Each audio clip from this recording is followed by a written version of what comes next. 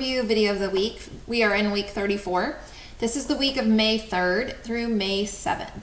So during this week, there are 2 days that you guys will be coming on campus to complete the ELA portion of the FSA test.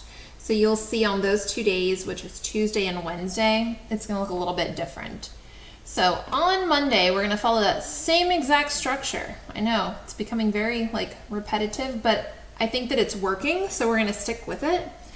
You have the independent practice. You're going to print and complete. Again, if you cannot print these, please just make sure that you have a sheet of notebook paper. And as you are looking on the screen, you are jotting down and solving your work, or showing your work rather on your notebook paper, and then jotting down the answer. We're going to meet at 2 o'clock to review that work. So it will be important that you have your work shown and you have the answer there so you can check your work to see if you have solved correctly.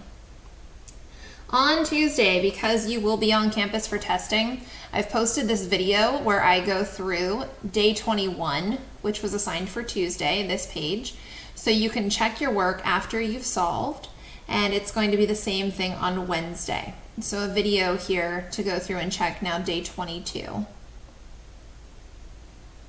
Thursday, back to our original plan, meeting at 2 o'clock to go over this work, and then on Friday, we will not meet on Friday afternoon. You have a graded classwork review. So 10 problems. It looks very similar to some of the questions that we've reviewed in class. And that's your week in math. If you have any questions, please reach out to me and let me know.